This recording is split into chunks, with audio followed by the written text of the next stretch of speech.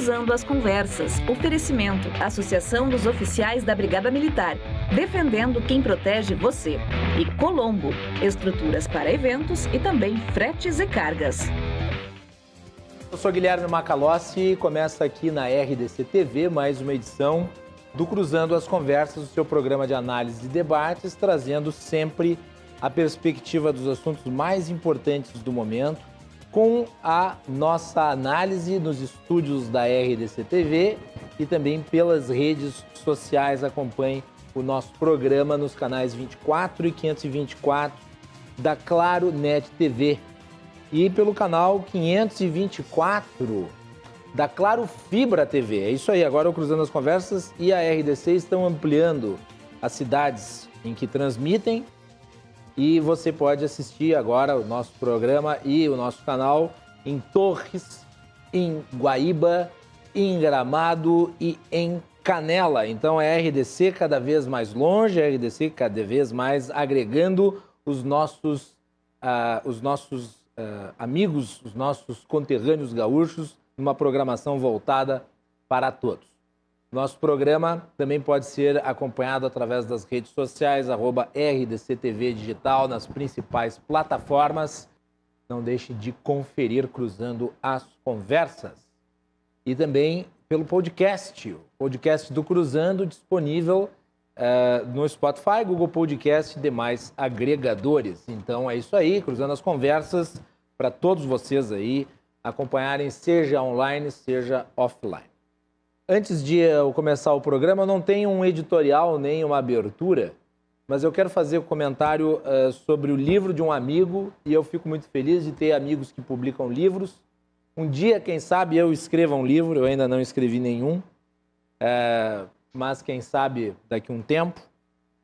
Meu amigo Marcos Paulo dos Reis Quadros, professor, com obras publicadas já, está lançando uma análise política do fenômeno da chamada nova direita. O nome do livro é O que há de novo na nova direita. Vou pedir para o Lipe dar um close, está aqui o livro que ele me enviou de presente. O que há de novo na nova direita? Identitarismo europeu, trumpismo e bolsonarismo. Marcos Paulo dos Reis Quadros. O prefácio é do Dr. Fernando Schiller. Então tá aí. Obrigado, professor. Obrigado aí pelo presente. Na contracapa está escrito o seguinte, palavras do Fernando Schiller. O que há de novo na nova direita inscreve Marcos Quadros na tradição do bom ensaísmo político brasileiro. Marcos se põe à tarefa complicada de pensar sobre os sentidos intrínsecos das ideias de esquerda e direita. Muita gente boa já se aventurou por esses mares e não conseguiu voltar. Marcos encontra um caminho, trata-se de uma leitura instigante, ainda que sujeita a um longo debate. Recusa enquadramentos fáceis quando define a nova direita. O fato é que estamos diante de um belíssimo e surpreendente ensaio. Ninguém descobriu ainda a chave para a compreensão do sentido e do impacto da nova direita sobre o nosso mundo político. Marcos Quadros nos oferece de mão beijada um saboroso mapa do caminho intelectual a percorrer. Tá aí, então, uma obra que eu vou ler com enorme interesse. Parabéns aí, meu querido Marcos Quadros, pela publicação e fico feliz aí com o presente. Muito bem. E vamos começar o programa de hoje com uma entrevista com o coordenador da Rede Análise Covid, Isaac Schwartzhaupt, que é um grande conhecedor aí dos dados relativos à pandemia. Inclusive, nós vamos trazer algumas antecipações que ele publicou ainda em dezembro, relativas ao quadro que hoje nós estamos enfrentando com até um certo ar de desassombro, tal a magnitude do problema. Doutor Isaac, eu gostaria de lhe agradecer por participar hoje à noite aqui do Cruzando as Conversas. Boa noite. Boa noite, Guilherme. Obrigado a ti, obrigado à RDC pelo convite. Agradeço muito a oportunidade. E deixa eu começar dizendo, a pronúncia do seu sobrenome foi certinha. Perfeito, isso mesmo, Schwartzhaupt. Schwartzhaupt. É um sobrenome que, em virtude do número excessivo de consoantes, ele tende a intimidar. Mas ele é mais fácil do que aparenta, né, Schwarzhaupt? Sim, e ele ficou difícil porque depois que tu aprende a falar, correto fica muito gostoso de falar Schwarzhaupt. o correto seria Schwartz com W, né? Certo. E aí eu fui registrado com Schirart, daí fica mais ruim ainda se só olhar, mas depois que tu vê, tu ouve, né, a pessoa falar, fica bom. Schwarzhaupt é até fácil de falar, né? Não enrola a língua. É isso aí. Muito bem. Vamos falar de coisa séria. Doutor, em dezembro, mais precisamente no dia 17, tu escreveste no teu Twitter, e eu acompanho o teu Twitter com enorme interesse, porque muita informação condensada e para o jornalismo é bom sempre estar por dentro dos fatos, né? Não das narrativas, dos fatos. O jornalismo é feito com fatos. Uhum. E você é um analista de dados. E você, com base em dados disponíveis na época, você antecipou e comentavas em off, né? Infelizmente, antecipou a realidade atual. Eu até mandei um áudio, eu vou aqui publicizar isso. Acertar isso, infelizmente acertou. Acertar os números da Mega Sena, que é o que todos nós gostaríamos de acertar, infelizmente não. Mas vou pedir para a produção, a Ana, colocar na tela para nós a série de tweets que o Dr. Isaac publicou nas suas redes. Eu vou ler e depois eu gostaria dos comentários do Dr. Isaac a respeito. Vamos lá? Bota aí, Ana, o primeiro. Então isso foi publicado no dia 17 de dezembro, tá? Tá lá. Estamos em meio a uma onda desenfreada de aumento de casos no Brasil. Ontem, dia 16 de dezembro de 2020, tivemos mais de 950 óbitos notificados sem os dados de São Paulo, por instabilidade no sistema. Os estados do sul do país estão em colapso do sistema de saúde. Próximo.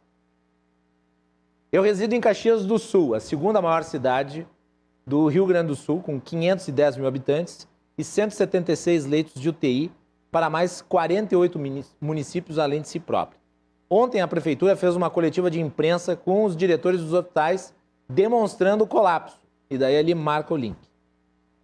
Para quem não conseguir ver o vídeo, foram usados termos como: este é um pedido de socorro de uma rede colapsada e teremos de contar os óbitos para investir em quem tem mais chance de sobreviver. Sim, esse é o nível que as coisas estão. E sabem o que é pior? Não é esse o problema que eu venho alertar. Novamente, eu vou recorrer à análise da síndrome respiratória aguda grave para demonstrar a bronca que nos aguarda se não mudarmos o rumo imediatamente. Próximo. Todos os anos nós temos um comportamento padrão da síndrome respiratória aguda grave causados por vírus respiratórios no Brasil. Vejam 2018 e 2019. Temos um aumento natural na semana 7. Um pico que se inicia na semana 12 e segue por um pouco mais. Então está ali o gráfico demonstrando 2018 e 2019, o comportamento da curva. Próximo. Já em 2020, a SARS-CoV-2 veio e já se juntou a esse caminho já conhecido, mas com uma força muito mais avassaladora. Vejam as linhas de limiar epidêmico e comparem com os anos anteriores. Mas o que está acontecendo a partir da semana 43 é o que preocupa. Então vejam ali o gráfico também demonstrando como se deu a inserção da SARS-CoV-2 nesse sentido. Próximo. Estamos em um aumento da síndrome respiratória aguda totalmente fora de época, que está se prolongando devido ao comportamento da população e às poucas medidas de restrição de mobilidade.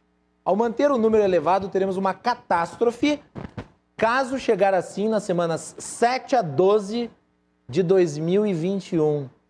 Sabem o que isso quer dizer? Se estamos com 900 óbitos notificados de agora, poderemos ter 3 vezes isso lá no início de 2021, ou seja, em torno de 2.500 óbitos, como os Estados Unidos. E tem mais problema aqui, pois vou demonstrar quais são as chances de evitarmos esse problema. E daí, na sequência, o Dr. Isaac fala sobre quais são as medidas que poderiam ser utilizadas a respeito. Mas o que eu estou dizendo aqui com base no que foi publicado nas redes sociais, é que com base nos dados disponíveis em dezembro de 2020, já era possível fazer uma previsão do que nós enfrentaríamos agora. E o Dr. Isaac fez isso. Infelizmente, o alerta do Dr. Isaac não foi levado a sério, não foi colocado como algo a se preocupar, e agora nós estamos diante desse cenário catastrófico que foi previsto. Dr. Isaac, comenta esses números, por favor. É exatamente isso, né, Guilherme? E é legal a gente lembrar que, mesmo esse aumento, porque uma coisa que deu para ver naquele gráfico, aquele da síndrome respiratória aguda grave, é o que ele segue uma sazonalidade, né? Uhum. A gente via que ele subia e caía. E, inclusive, o próprio ministro Mandetta, quando ele era ministro, né, o Luiz Henrique Mandetta, ele falava nas coletivas, tu lembras que ele dizia, o Rio Grande do Sul vai piorar mesmo lá no inverno, o Rio Grande do Sul vai ficar... Porque ele olhava para essa curva, né? Ele olhava essa curva e ele acreditava que ia seguir aquele caminho. E aí a curva realmente estava seguindo o mesmo desenho, se a gente vê, o desenho era similar, só a quantidade era infinitamente maior. Né? E a gente foi subindo, e aí o pessoal talvez achou que ia cair, que nem todos os anos cai ali por setembro, e fica, normalmente, novembro, dezembro, são meses praticamente sem síndrome respiratória aguda grave, né? Sem esse problema, e a gente começou a aumentar a mobilidade. E esse aumento de mobilidade que se deu, que as pessoas começaram a sair de casa, começaram a, né, se soltar mais, isso começou a acontecer começo de setembro, começou a dar essa reversão de tendência, né, começou a virar no final de setembro, começo de outubro. Durante o mês de outubro também foram dados alertas, que a gente falava, olha, vai ter uma segunda onda, vai subir. Daí o pessoal dizia, naquela época era chamado de repique. Tá estável. Repique, tá e aqui estável, eu devo dizer, tá o jornalismo falhou nesse sentido porque aderiu ao palavreado. Usou muito a palavra repique, não deveria ter usado. Isso, porque... E aí eu disse, olha, tá subindo, e o que acontece? O vírus, ele aproveita aquela... Porque a sazonalidade, né, isso é uma coisa legal de sempre falar, ela não é necessariamente só a ver com temperatura, porque o vírus sobrevive melhor no frio ou no calor. Isso até pode acontecer, mas a sazonalidade ela tem um efeito muito forte no comportamento da sociedade. Por exemplo, aqui em Rio Grande do Sul, quando dá aqueles frios, muito frios, né, aqui em Caxias, por exemplo, chega a dar -2, -3 graus. Uhum. É impossível pegar um ônibus de uma empresa e deixar as janelas escancaradas, todas abertas. Então a gente cria, devido ao comportamento que a gente assume, comportamentos mais favoráveis à transmissão de doenças respiratórias. Então a gente estava nesse caminho, estava caindo, a gente, entre aspas, desafiou o vírus, aumentou a mobilidade, o vírus descolou da curva e entrou em 2000, né, saiu de 2020, melhor dizendo, muito numa linha de base absurda. A gente teve, aqui, por exemplo, mesmo em Caxias do Sul, a gente teve até então os recordes de óbitos em dezembro de 2020, não no inverno. Então dá para dizer, doutor Isaac, que apesar da nova cepa, não dá para atribuir exclusivamente à nova cepa, mesmo que ela venha a ser prevalente. Não, ela foi uma consequência disso, e não uma causa. Né? Ela foi um fator a mais, tanto que no alerta que eu dei, eu em nenhum momento disse, vamos criar uma nova cepa, podemos criar uma nova variante. Era com o vírus antigo, né? Do jeito que a gente já tinha os dados, já dava para saber que isso iria acontecer. Né? Porque o que acontece? E isso ia chegar em 2021, naquele aumento, quando ia começar de novo a curva, porque a curva começa, termina, ela oscila. A gente ia chegar no começo dela já lá em cima. Que é por isso que eu apontei uma possível catástrofe. Por isso que eu sei, porque se a gente deixar o nosso comportamento padrão amplificar algo que já está muito elevado, a gente vai chegar num número absurdo. Né? E um problema disso, Guilherme, é que a gente ainda teve uma sorte, entre aspas, porque a gente deu uma esvaziada nas cidades. O gaúcho tem aquele hábito do veraneio, que vira o ano ali, Natal, Ano Novo, esvazia-se as cidades, né? Porto Alegre esvazia, Caxias esvazia, essas cidades maiores esvaziam. Aconteceu isso, deu uma queda na mobilidade natural, e essa queda na mobilidade até ajudou a dar uma pequena arrefecida nos casos. Os casos entraram em ascensão em dezembro, chegou janeiro, deu uma queda, leve, que inclusive eu alertei que essa queda não estava parecendo ser sustentada, era uma queda só pelo nosso hábito, e aí quando a gente voltasse ao normal da nossa mobilidade ali pós-carnaval, durante carnaval, a gente poderia ter esse problema. Então,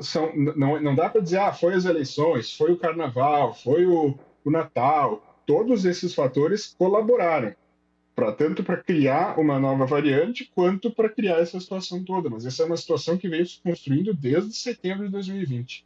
Desde setembro, quando se achou que a queda nos índices da pandemia representava o fim da pandemia. E foi muito falado, né? Isso o aconteceu da até pandemia, na Europa, né? Tá acabando. E daí se produziu essa situação toda, mas nós teríamos, doutor Isaac, mesmo sem uma nova cepa, nós teríamos isso que nós estamos vivenciando, de qualquer modo, com o comportamento que foi vivenciado desde setembro? Sim, é possível que sim. Tanto que o alerta que eu dei foi não considerando uma nova cepa mais transmissível. E, inclusive, o Rio Grande do Sul tinha mais chance disso acontecer aqui do que no restante, por ele não ter sido tão atacado quanto, por exemplo, Manaus. Se Manaus, com todo o ataque que tiveram, né, toda a força que a doença teve, eles mesmo assim acabaram tendo uma segunda onda forte, que daí depois se descobriu que era da variante, aqui teria mais chance ainda de ter, mesmo sem a variante, por provavelmente ter mais suscetíveis, né? Então, era um perigo mesmo fazer esse aumento de mobilidade antes de ter cobertura vacinal, né? Enquanto não tem cobertura vacinal, não dá para conviver com o vírus, tentar liberar e andar junto, que infelizmente acontecem esses problemas que a gente viu, né? Agora a gente está aí, hoje foi mais 2.000, né? De novo, mais de 2.000 óbitos notificados. 2.000 óbitos virou o novo normal, doutor Isaac. Agora todos os dias... Isso é um problemão, né? Porque... É um problema porque daqui a pouco os 2.000 mortos já não vão ser mais sentidos. Como 1.000 mortos não são mais um número que impressiona. E esse é o problema. É aquela velha análise das estatísticas de genocídio. Você fala dos 80 milhões de mortos na China comunista, dos 6 milhões de mortos... Você pega os 80 milhões de mortos da China comunista e fala a eles como se fosse uma coisa banal, porque, afinal de contas, é difícil até de mencionar 80 milhões de mortos.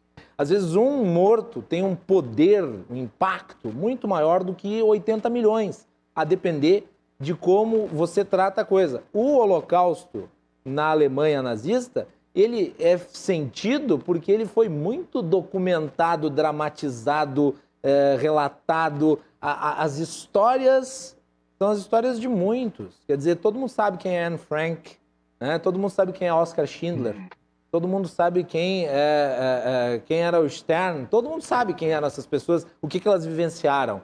É diferente quando os mortos se transformam em estatística e não existem mais os rostos humanos, perde a força da dramaticidade, né? Então, eu acho que isso é um fenômeno que nós estamos vivendo agora. Nossos mortos estão virando estatística, isso é muito grave. Mas, de qualquer maneira, eu fiz essa ponderação porque eu acho que ela é importante, doutor Isaac. E eu devolvo para ti, para a gente comentar sobre uma coisa que foi falada, de que a cepa teria sido transmitida a partir de Manaus, porque nós trouxemos alguns dos pacientes que estavam internados lá em condições graves e não havia estrutura hospitalar. É uma fala que não encontra eco na realidade, né, doutor Isaac? Não, de maneira alguma. Se eu fosse apostar de onde não veio essa variante, eu iria apostar no local com o maior controle possível. A transferência de pacientes foi feita com controle total, com controle, com cuidados, com o maior dos, né? Agora, por exemplo, o que a gente teve ao mesmo tempo? A gente teve, né, bem naquela época do aumento ali que a gente mencionou, aquela subida de novembro, dezembro, foi uma das épocas mais flexibilizadas. O turismo, por exemplo, estava totalmente solto, né? E principalmente o turismo no Brasil, ele foi inclusive amplificado pela dificuldade de se viajar para outros países. Né? Pessoas que queriam viajar, quiseram sair, é difícil de ir para os Estados Unidos, não consigo, então, vamos para o Nordeste, vamos para vamos viajar. E aí, o que teve, eu sempre mostro, quando alguém me indaga, tenho os aplicativos gratuitos, aqueles que monitoram os voos dos aeroportos, né, pelo radar, tu consegue baixar o Flight Radar, tem vários. É só olhar a quantidade de voos interestaduais, Manaus, né, São Paulo, Rio de Janeiro, Porto Alegre, Bahia. É só olhar a quantidade de voos e pensar, mesmo que esses voos tivessem, sei lá, 10% da ocupação de cada voo, só na quantidade de voos que a gente teve, a chance de ter um super espalhamento, e tanto que, se a gente perceber, a própria Fiocruz tem uma ferramenta de acompanhamento, né, de como que estão as variantes e tudo, e ela mostrou, foi meio que todo o Brasil, né, que teve esse espalhamento, sabe? E esse espalhamento se deve muito ao espalhamento das pessoas. Por exemplo, Israel, usando um exemplo... Não foi só o Rio Grande do Sul, essa explosão de casos, ela se deu uniforme no Brasil inteiro depois de Manaus. Isso, e dessa forma, porque uma coisa que a gente notou, que nos locais que tiveram esse ataque mais forte, essa curva mais acelerada de internações, ela aconteceu, por exemplo, em Araraquara, São Paulo, aconteceu em Porto Alegre, aconteceu em Gramado, aconteceu na Bahia, né? Ou seja, não teve assim... Hoje, se a gente dá uma olhada no Brasil, inclusive o fenômeno que a gente chama de interiorização, ele acabou, porque a epidemia ela veio para o Brasil, ela chegou no Brasil importada, veio de avião, chegou principalmente nas capitais e começou a interiorizar. Então, lá na primeira onda, a gente via muito capitais e cidades já enfrentando, os hospitais já enchendo, né?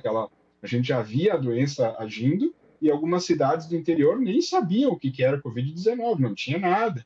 Né? Inclusive, o plano de distanciamento controlado aqui do Rio Grande do Sul, alguns municípios reclamavam porque estavam dentro daquela chamada região Covid e não tinham casos. Por que eu tenho que fechar se eu não tenho casos? Porque a doença não estava espalhada. E com esse aumento de mobilidade, essa flexibilização que a gente foi fazendo, a doença foi se espalhando, ela terminou de interiorizar, e aí deu esse outro fenômeno que se chama de sincronicidade da curva.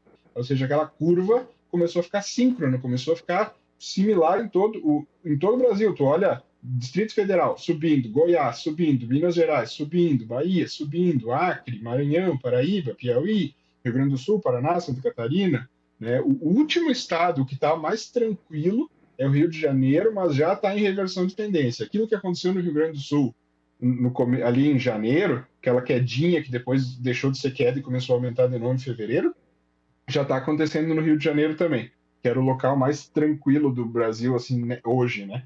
Então é um fenômeno nacional. Por isso que esse número de óbitos pode, infelizmente, se a gente não agir logo, aumentar mais ainda, né? Superar 3 mil, no caso. Pode. Doutor Isaac, um outro assunto que surge agora na esteira do aumento de casos e do completo caos no sistema de saúde é a criação dos hospitais de campanha. Muitos deles foram desativados, exatamente naquele interregno de desaceleração de contaminação, e agora estão sendo reativados alguns. Mas não me parece ser solução para problema de UTI, né? Para que serve o hospital de campanha? Na verdade, o hospital de campanha ele não é um hospital, não podemos considerar ele de alta complexidade como uma UTI. Né?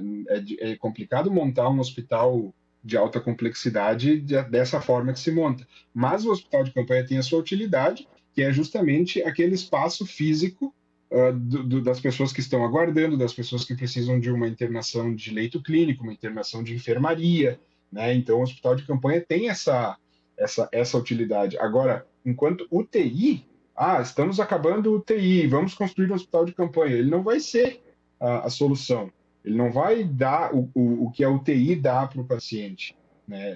Por exemplo, os pacientes mais graves precisam de ventiladores de alta performance, né? E esses ventiladores, às vezes, precisa de uma UTI super capacitada.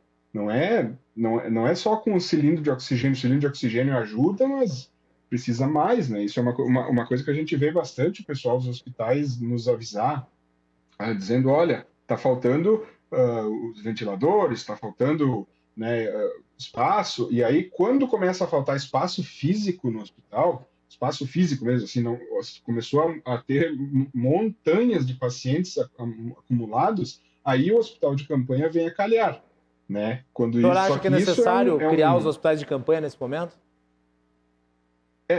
Quando começou, agora nós já estamos ouvindo relato de espaço físico, né? Quando tu ouve relato de falta, melhor dizendo, falta de espaço físico, o hospital de campanha começa a soar necessário, porque aí o espaço físico que falta nos hospitais pode acomodar essas pessoas nos hospitais de campanha, mas eles não são a solução, assim, constrói hospitais de campanha que tá tranquilo, aumentou os leitos que precisava, todo mundo vai receber atendimento, né? E tem outro fator, né, Guilherme? Mesmo que fossem, vamos supor, que os hospitais de campanha fossem UTI e fossem de alta complexidade, né? Mesmo assim, a gente sabe que em torno de 60% das pessoas que internam em UTI acabam vindo a óbito com Covid-19. 60%. Então, mesmo assim, não é a solução, sabe? Não é, não, internou em UTI, vai ter tratamento e vai conseguir, né? 60% de quem interna em UTI, esse número, inclusive, agora deve ter aumentado por causa do excesso de mortalidade que acontece quando tem o colapso do sistema de saúde, infelizmente. Né? Mas esse detalhe, número, eu lembro que quando teve com o volume de pacientes chegando, quer dizer, aqui no Rio Grande do Sul nós tivemos a semana, um dia, eu não sei como é que foi as últimas 24 horas, mas nós temos aí, o penúltimo dia, teve 12 mil infecções. Você vai necessariamente ter uma questão de lógica dedutiva, né? Você vai ter necessariamente uma parcela desses casos que vão agravar, vão ir para o sistema de saúde, uma parte vai para a UTI e alguns vão morrer. O problema é que as UTIs elas tendem a funcionar pior quanto mais cheias elas estiverem, porque afinal de contas, tu sobrecarrega a equipe, ele não vai conseguir fazer o mesmo atendimento que tu faria para talvez 2 pessoas internadas. Quando tem 300 no mesmo lugar, é difícil de atender. Você precisa de equipe. E UTI necessita de equipe. E os profissionais de saúde, eles são tão vítimas disso quanto, né, as pessoas que estão lá, porque eles sofrem muito com justamente essa sobrecarga. Imagina, o médico chega na UTI e ele pega uma lista de pacientes, ele tem uma lista enorme de pacientes que ele tem que verificar como é que estão, e a grande maioria, pacientes graves. Estão precisando de UTI porque são pacientes graves, precisam de uma atenção. E isso é uma coisa que a gente não... Por isso que os alertas são dados, para não deixar chegar nessa situação.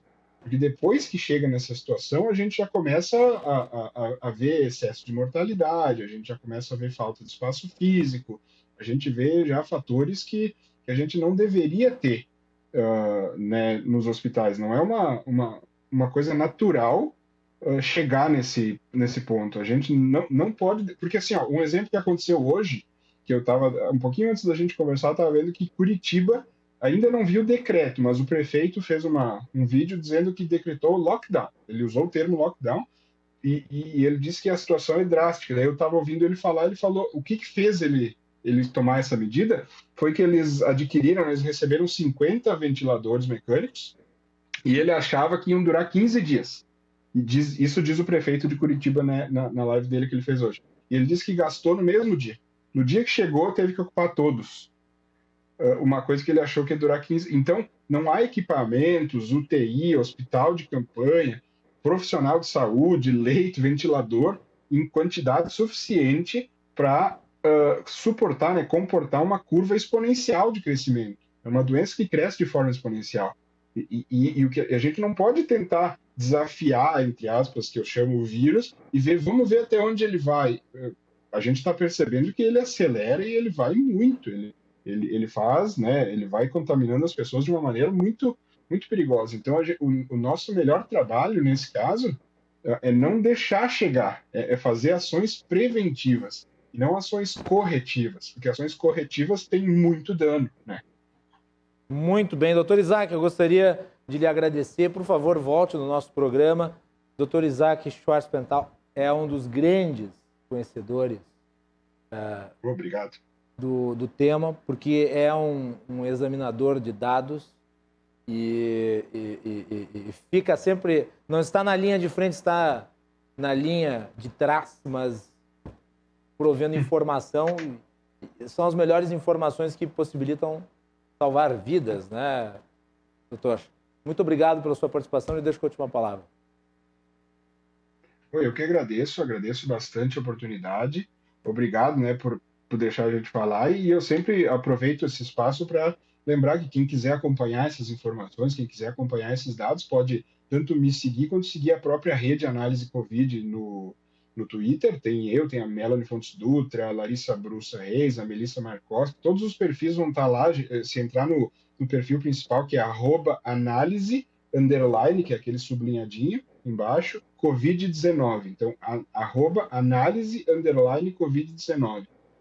Acessando esse perfil, vai encontrar nossos fios, vai encontrar o link para o nosso site, que tem os textos explicativos, as informações, os dados. Inclusive, nós estamos à disposição para tirar dúvidas, né? Se as pessoas tiverem uma dúvida, quiserem saber alguma coisa sobre máscaras com a Melissa, biossegurança, dados comigo, vacinas, né? Com a Larissa, com a Melanie, tem vários outros membros, assim, que a gente está lá sempre disponível. Então, agradeço o espaço, obrigado mesmo, e o que precisar, conte sempre com a gente. Muito obrigado. Muito bem, doutor Isaac Schwarzalpt, aqui participando do nosso programa. Doutor Isaac, um abraço, boa noite, cuide-se.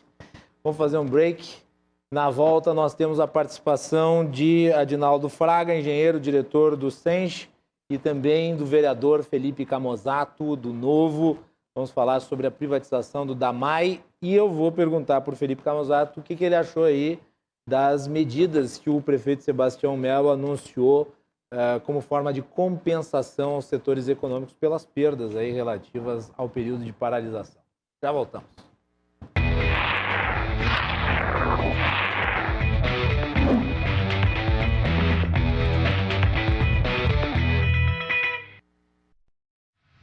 A Associação dos Oficiais da Brigada Militar representa, garante os direitos e o reconhecimento dos oficiais militares estaduais, contribui para o fortalecimento das instituições e para a segurança pública do Rio Grande do Sul. Atua nas esferas jurídica e política, no Estado e em Brasília. Desenvolve ações.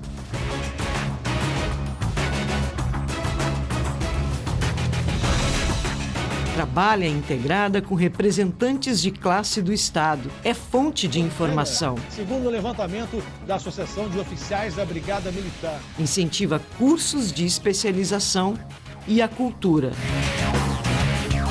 Azof BM, defendendo quem protege você.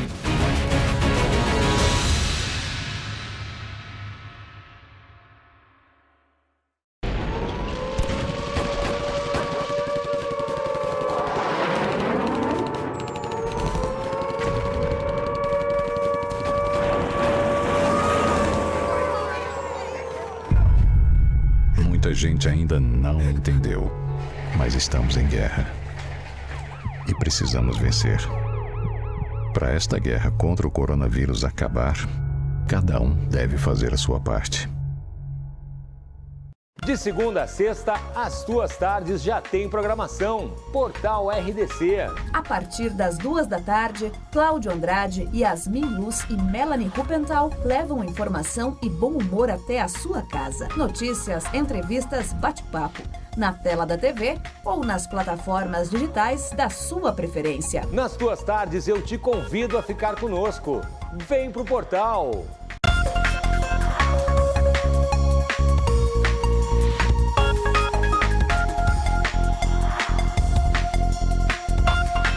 Portal RDC.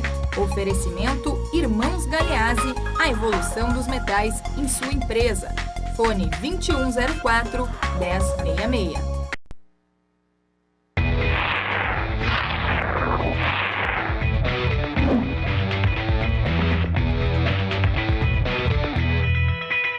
Muito bem, estamos de volta aqui na RDC TV com o Cruzando as Conversas. O nosso programa é um oferecimento da Associação dos Oficiais da Brigada Militar, defendendo quem protege você. E também de Colombo Eventos, Fretes e Cargas. O nosso programa vai ao ar segunda a sexta-feira, logo após o Portal RDC. Você pode acompanhar o Portal RDC. Não, RDC não, poxa. O RDC Shopping. Portal RDC com o Cláudio Andrade e Yasmin Luz, de segunda a sexta, às 14h. Nós vamos ao ar depois do RDC Shopping, rdcshopping.com.br, que, aliás, eu recomendo para vocês aí, o RDC Shopping é o marketplace da RDC TV. Você pode acessar ali, rdcshopping.com.br, e ter acesso aos produtos que estão disponíveis lá, as promoções, as ofertas. Não deixem de acessar rdcshopping.com.br.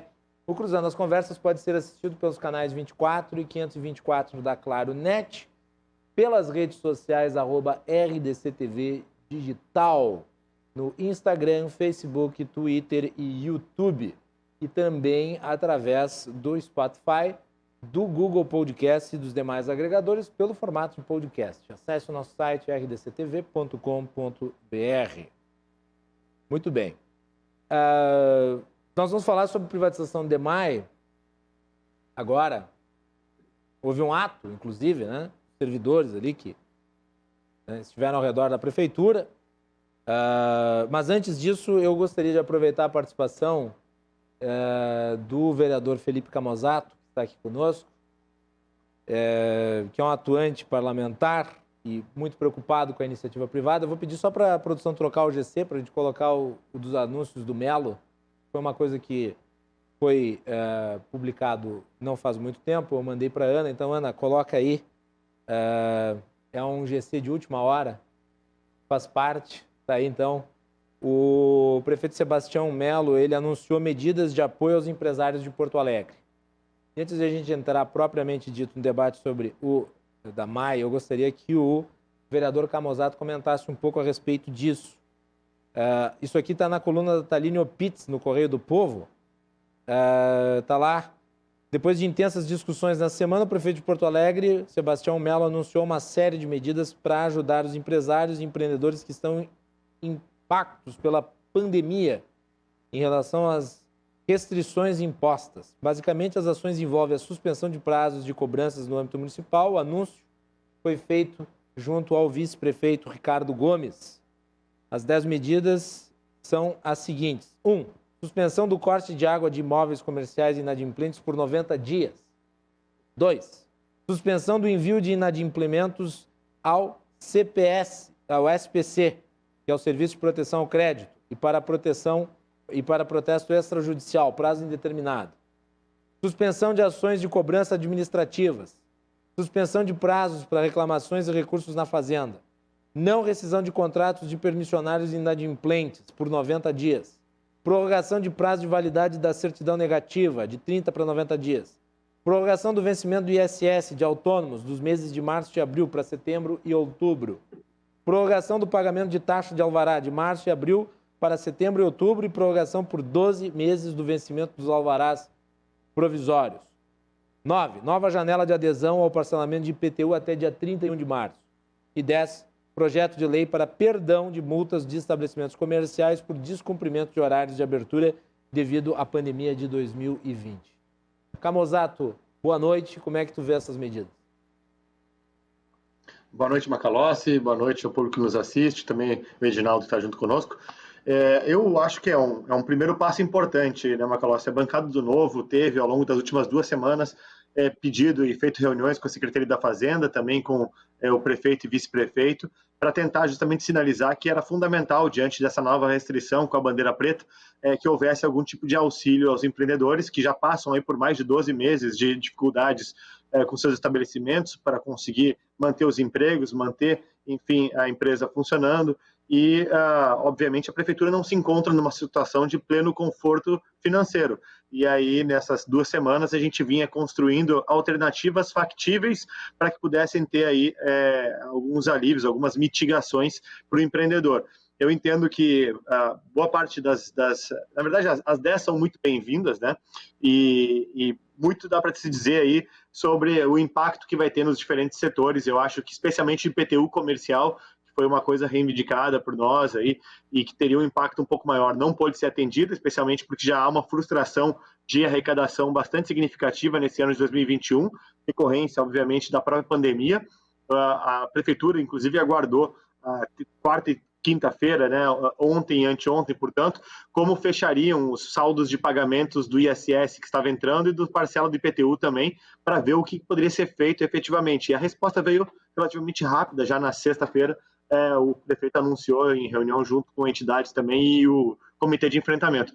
Entendo que é um primeiro passo importante, sugeri, inclusive, em uma ligação para o vice-prefeito, a qual ele inclinou-se positivamente, né, a atender, mas vai fazer a avaliação do impacto também, a adesão aí de suspensão de vistorias da EPTC aos transportadores escolares, que estão sem trabalhar há bastante tempo também, mas recolhendo taxas e também fazendo vistorias, e uma delas já foi até atendida, que era a prorrogação dos prazos de alvará, que já entrou justamente no mesmo dia, na hora da apresentação, e foi contemplada. Então, acho que é uma medida importante, ela não resolve os problemas, obviamente, mas pelo menos oferece aí um pouco de alívio. Acho que o governo do estado tem um papel importante também, de também, assim como a bancada estadual está fazendo do novo lá com o governador Eduardo Leite, de poder oferecer também algum alívio em âmbito estadual, ICMS, por exemplo, ou outros tributos.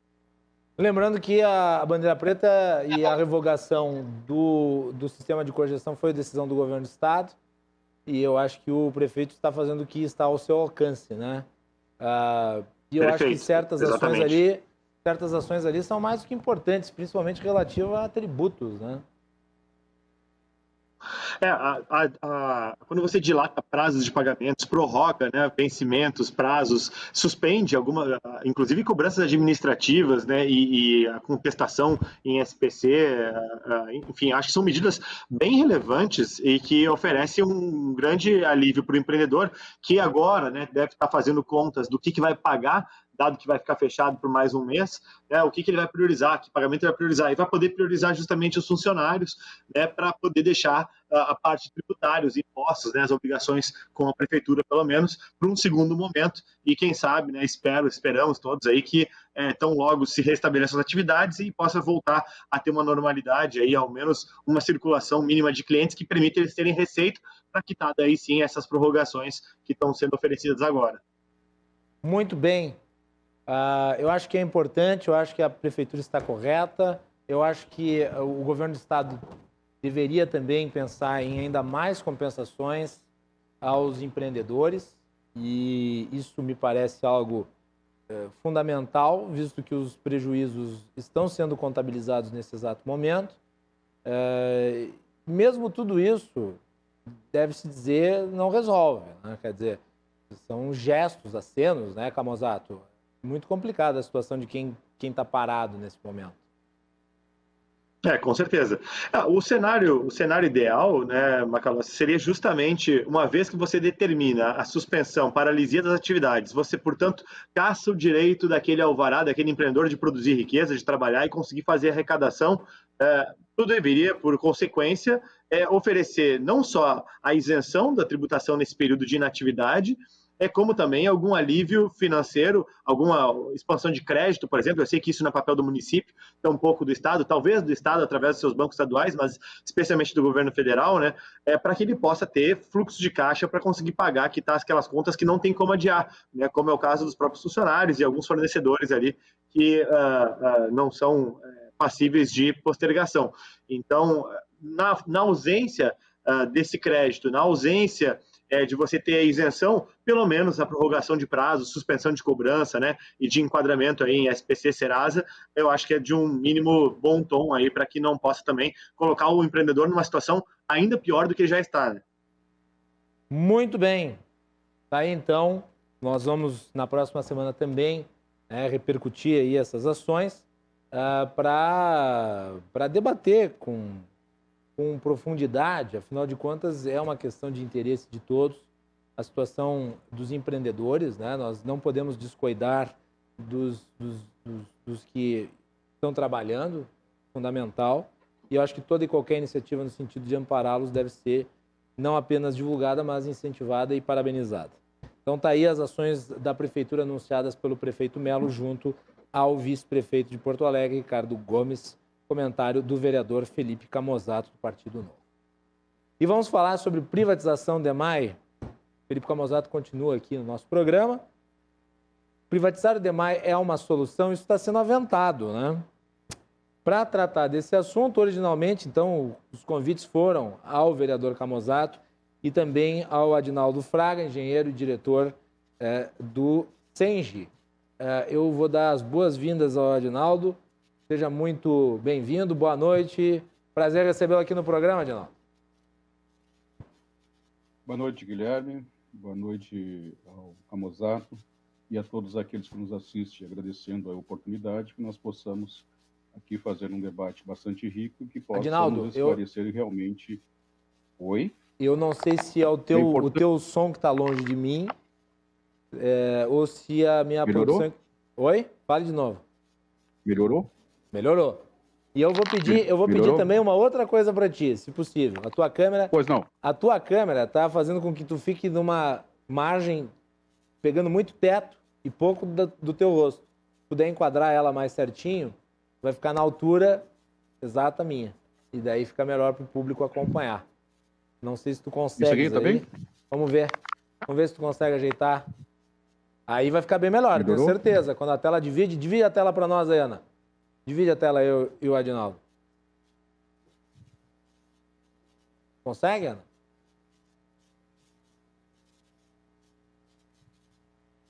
Tá aí, agora ficou perfeito. Agora ficou adequado. Vou lhe dar as boas-vindas de novo, Adinaldo. A gente não conseguiu lhe ouvir direito, estava muito longe do microfone. Se puder falar um pouquinho mais alto, vai ficar melhor. Tudo bem? Tudo bem, Guilherme. Quero agradecer pela oportunidade.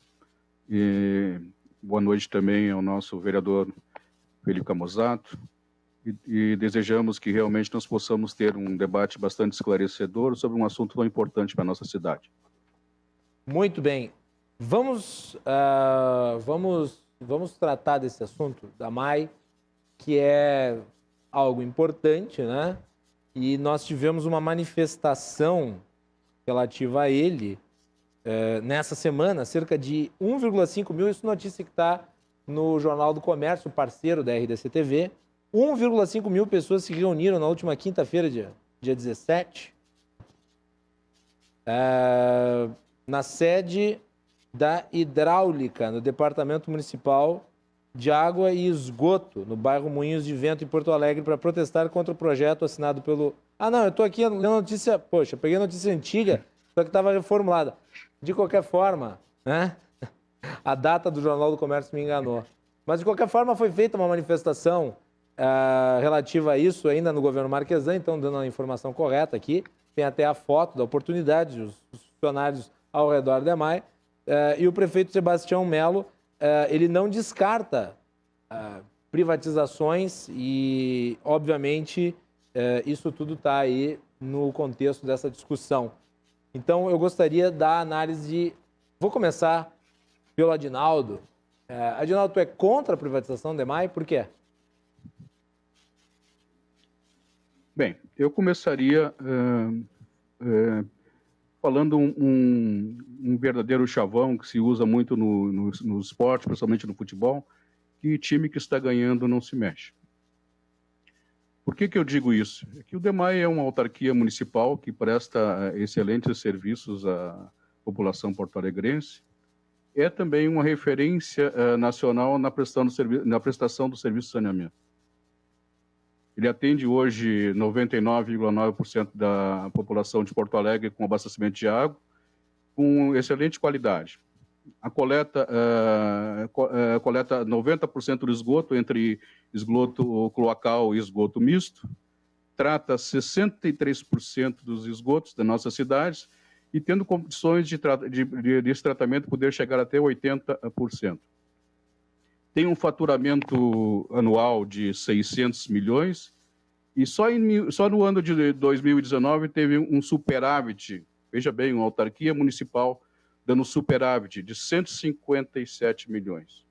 Então, podemos ver que ele é um órgão saudável financeiramente, superavitário e tem um sistema de gestão moderno, com indicadores de desempenho, com metas bem definidas e atreladas ao incremento de receita. Esse é o órgão que quer realmente privatizar, que eu acho lamentável, né? Ao longo dos anos, assim, sempre se justificou que a privatização de empresas públicas se fez, ou se fazem, por elas serem deficitárias e ineficientes e que davam prejuízo. O DEMAI, por ser um órgão eficiente e superavitário, atrai cobiças das empresas privadas. Há também um interesse ideológico, né, por ser da questão do Estado mínimo e na administração pública, aliados ao interesse de fazer caixa. Veja bem, nós aqui do CENG não somos contra a participação privada nas empresas públicas, tanto que hoje trabalham várias empresas privadas no DEMAI, através de contratos específicos para execução de obras, prestação de serviços, e isso é ótimo. Agora, achamos que a gestão da água, né, a privatização da água, ela é um erro, porque a água é um poder, ela não pode ser encarada como uma mercadoria. A água, como saneamento, como todo, ele dialoga diretamente com a saúde pública, e isso é um dever, julgamos, né, que é um dever de Estado, e além de ser um bem inalienável. E com essa ideia de conceder os serviços de saneamento à iniciativa privada, parece que nós estamos indo na contramão de caminhos que já percorreram outras cidades no mundo, como Paris, Berlim, Buenos Aires, Cochabamba, que retomaram, depois de ter se concedido a iniciativa privada, retomaram a concessão, porque as empresas não atenderam às metas pactuadas e, principalmente, foi devido ao aumento abusivo das tarifas.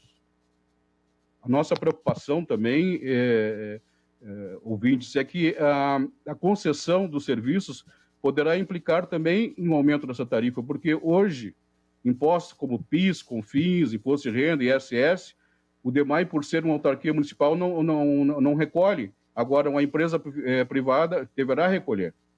E isso, logicamente, terá reflexo diretamente na tarifa. Então, por um primeiro momento, a gente justifica por tudo isso, por ser um órgão, acima de tudo, que tem uma ótima gestão, uma gestão moderna, ter realmente uma capacidade de endividamento bastante boa, é um órgão que tem uma arrecadação considerável e também por apresentar um superávit. Então, por isso tudo, e além da prestação de serviços de excelente qualidade, a nossa população de Porto Alegre. Então, não quer dizer que não possa ser melhorado. Sempre existe um espaço para melhoria, mas julgamos que não seria através da iniciativa privada que essas melhorias poderiam vir, porque eu acho que o DEMAI continua sendo prestador de excelentes serviços para a nossa população de Porto Alegre. Vamos ouvir o Felipe Camozato, que como é um defensor do Estado mínimo, acho que tenderá a discordar. Vai lá, Camozato.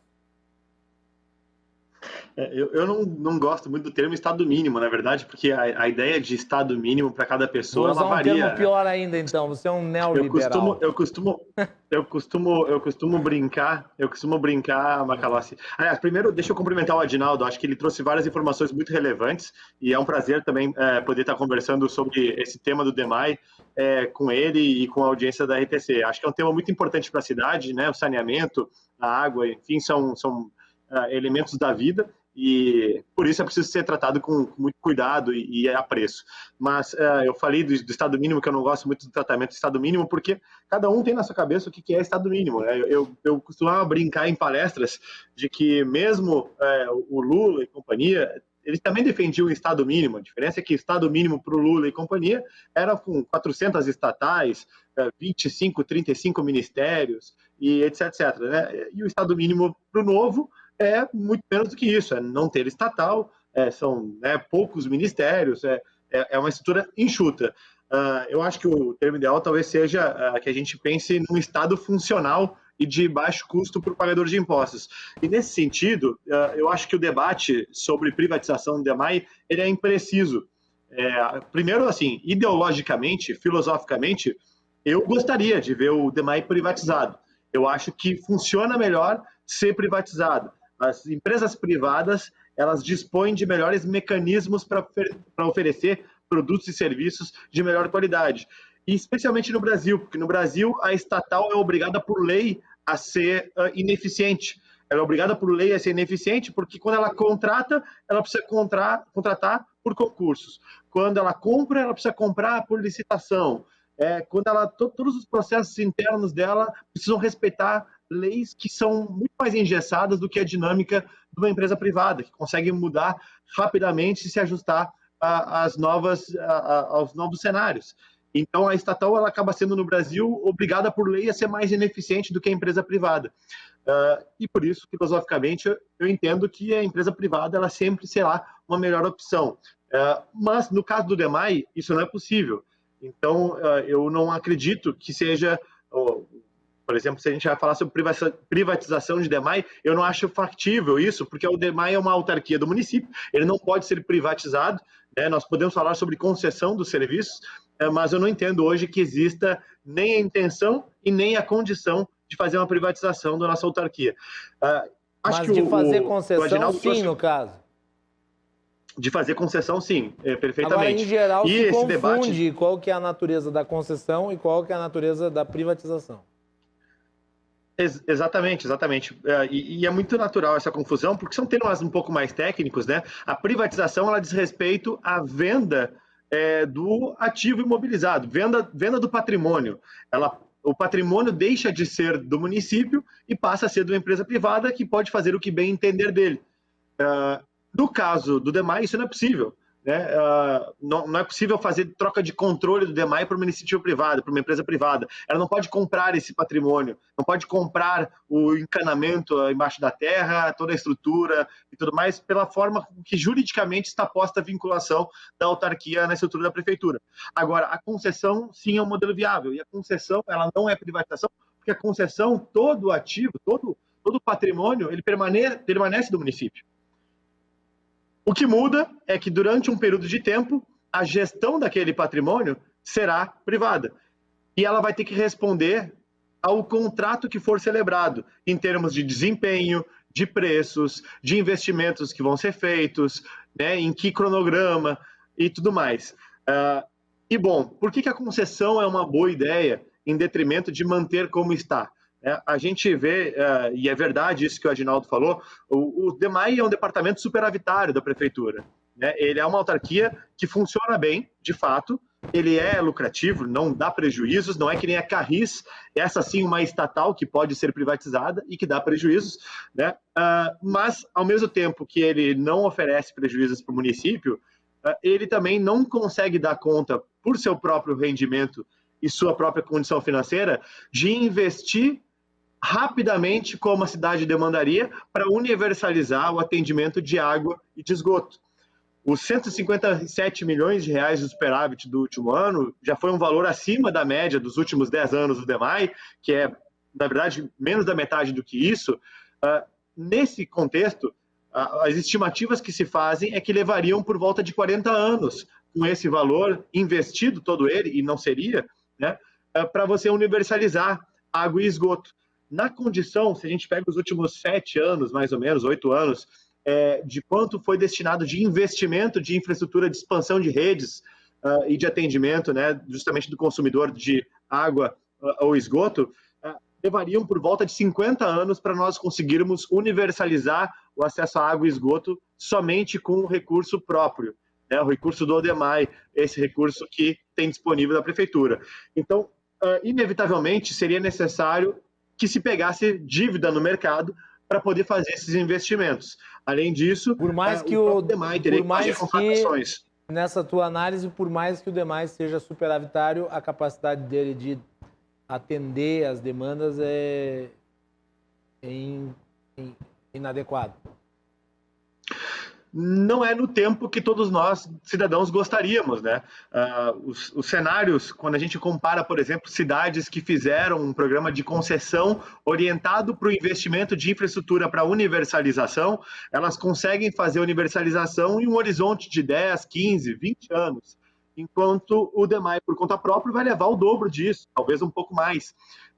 E estando sujeito a interferências políticas em todo esse processo, uma vez que muda-se a gestão, pode-se mudar o entendimento sobre isso e a coisa pode ser simplesmente abandonada, mudada de figura ou de rumo. Enquanto que na concessão você tem um contrato com as duas partes acordadas, com as devidas penalidades, com a devida ajuizamento de imediação desse contrato para garantir a execução nos prazos acordados.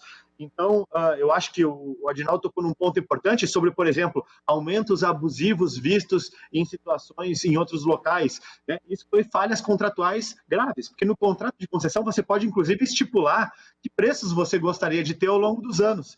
E você acorda isso justamente com o contratante, com o município, aprova isso no próprio projeto, né? A mesma coisa sobre os prazos de execução dos investimentos.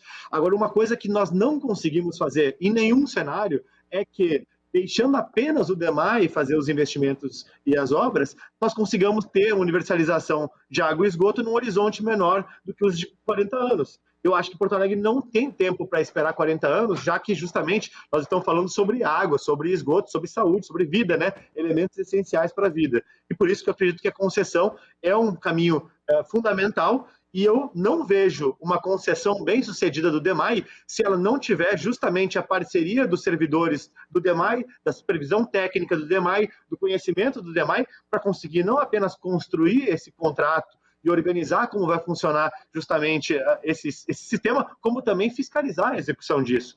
Eu acho que nós temos um cenário muito propício para uma concessão bem-sucedida, dado que nós temos bons quadros técnicos na autarquia, nós temos uma experiência de atendimento muito vasta, o que falta hoje é muito mais capacidade de execução de obras e de realização financeira dessas obras. E aí o parceiro privado ajudaria. Aginaldo, seu contraponto à fala do vereador Camozzato. O ano passado, o Tribunal de Contas do nosso estado fez uma inspeção especial no DEMAI, tendo em vista toda essa situação criada de conflito entre a administração centralizada e a sua intervenção na gestão do DEMAI, né? E eu quero apenas pensar, né, do relatório que saiu sobre justamente isso que o nosso nobre vereador falou, sobre uma suposta incapacidade de investimentos do DEMAI. Né? Os dados históricos, estou lendo aqui só o despacho feito, o relatório final, a conclusão dos auditores, né? Sobre a suposta incapacidade de investimentos do DEMAI. Os dados históricos revelam que a autarquia possui boa situação, até serem sentidos os efeitos da precarização imposta, ou seja, aquela precarização que o nobre prefeito Marquesan fez no DEMAI lá, né? Onde só em 2012 o DEMAI investiu com recursos próprios 126 milhões, valor representativo de 26,4% da receita corrente líquida, totalizando 678 milhões. Em 2015, o faturamento do DEMAI alcançou 765 milhões. Já em 2019, investiu recursos próprios apenas de 36 milhões, representando apenas 8,5% da corrente líquida de 641. Verifica-se que houve uma queda de 124 milhões do faturamento, representando uma perda econômica de 16%. Mesmo assim, o volume aproximadamente 600 milhões, encontra-se contratado em 2020 para execução de obras a curto prazo no sistema. Ou seja, o DEMAI ainda tem sua capacidade de investimento, né? Então, mesmo apesar de tudo isso, de todas essas contas aí que o prefeito, que o nosso nobre vereador colocou, né, conclui o Tribunal de Contas que o DEMAI tem condições de fazer. É importante, eles ainda continuam dizendo aqui, olha só, é importante referir que a capacidade do DEMAI de realizar investimentos com recursos próprios já foi demonstrada no ano de 2012, quando aplicou 126 milhões em obras, no momento em que a tarifa situava no patamar de R$ 2,58 por metro cúbico. Esse valor atualizado para 3,75 praticado atualmente representaria atualmente com a disponibilidade de 183 milhões ano em investimentos com recursos próprios, totalizando em 10 anos 1,83 bilhões em investimentos com recursos próprios. Veja bem, não sou eu que estou dizendo isso. Quem está colocando isso são os próprios auditores do Tribunal de Contas que fizeram uma inspeção no DEMAI, verificando toda essa situação em vista da concessão dos serviços de saneamento. Então, eles concluem que as perdas de faturamento decorrentes do tempo de atendimento a demandas operacionais da autarquia, recuperação comercial, com redução de inadimplência, entre outras ações, depende da reestruturação da autarquia, ou seja, porque não foram colocados servidores à disposição, que o DEMAI vem decaindo nos últimos tempos na prestação de alguns serviços em função do engessamento que não poderem contratar servidores, né? Então, portanto, a concessão, segundo o relatório, que veja bem, não sou eu que estou dizendo, são os auditores do Tribunal de Contas que dizem, a concessão não poderá contar com recursos públicos de financiamento para o alcance do aporte de investimentos no projetado. No entanto, os recursos necessários para o cumprimento das metas previstas no Plano Municipal de Saneamento Básico podem ser viabilizados com o reajuste tarifário e a gestão corporativa, embora essa tenha sido bastante prejudicada nos últimos anos em decorrência da retirada da autarquia do DEMAI de administração direta. Então, veja bem, gente, não é o Adinaldo que está dizendo isso, não é o SEIJA que está dizendo isso, né? Não são os servidores, é justamente o Tribunal de Contas, que é um órgão isento, que analisou toda essa situação e chegou a essa conclusão. Camusato, como é que tu vê aí a análise do Tribunal de Contas? Eu acho que o Tribunal de Contas ele foi feliz em apontar o ano de 2012, até o Adinaldo trouxe o dado, né? Em 2012 foi o maior investimento realizado pelo DEMAI nos últimos 20 anos. Então, na verdade, até o ano de 2012 ele é um ano incomum se a gente olha para a média de investimentos do DEMAI, e se nós formos ignorar, por exemplo, os últimos 4 anos da gestão do Marquesan, e pegar justamente os anos dourados de investimento do DEMAI, de 2007 a 2013, tá? Onde foram justamente os 7 anos onde teve os maiores investimentos dentre esse universo dos últimos 15, nós tivemos uma média de 90 milhões de reais anuais investidos. Tá? Calcula-se por volta de 2,7 bilhões de reais para universalização de água e de esgoto. Esse dado, inclusive, é subscrito pelo próprio DEMAI e sua equipe técnica, né? No plano de expansão desenvolvido pelo próprio corpo técnico do DEMAI. Dentro desses 2,7 bilhões de reais, nós temos por volta de 950 milhões para água e os demais para saneamento, por parte de esgoto, tá? Se nós pegarmos esses 90 milhões de reais, que foi a média dos anos dourados de investimentos com capital próprio do DEMAI, nós levaríamos 30 anos para conseguir universalizar a água e esgoto com recurso próprio do DEMAI. 30 anos é um horizonte justamente que eu falava lá na minha fala inicial, que não é razoável para o cidadão de Porto Alegre. Acredito que a cidade de Porto Alegre, o cidadão de Porto Alegre, ele não tem condições de esperar 30 anos, havendo alternativas mais rápidas para isso, né? Com a entrada justamente de um parceiro privado que possa, num horizonte de menos tempo, de 10 anos, quem sabe, injetar recursos em um montante suficiente para conseguir fazer esse serviço que levaria 30. Nós temos aí o exemplo do aeroporto de Porto Alegre, para ficar bem próximo aqui. Há quanto tempo se fala sobre investimentos nos terminais, sobre ampliação do terminal de carga, sobre ampliação da pista? Tudo isso só foi feito quando entrou uma concessão onde o parceiro privado tinha recurso, coisa que o governo federal não tinha, né? E ele conseguiu aportar mais de 2 bilhões de reais de investimento num horizonte de 4 anos. E com isso executar a ampliação da pista e todas essas outras obras. Aliás, a Fraport só não concluiu ainda a sua parte do trabalho porque a prefeitura não conseguiu fazer a sua parte na realocação das famílias e porque o Ministério Público interviu num contrato celebrado para, inclusive, botar mais custos para a parceira privada, pagando deslocamento e realocação das famílias em moradias sociais. Em todo caso, a Fraport é um exemplo de uma concessão bem-sucedida, que consegue entregar investimentos num prazo muito mais curto do que levaria com o capital próprio do próprio Estado, né? Então, eu acho que o Tribunal de Contas aponta aí um dado relevante, né? Mas olhando no contexto geral do que nós vimos ao longo da história, esses últimos 15 anos do DEMAI, nós não serve a Porto Alegre esperar 30 anos.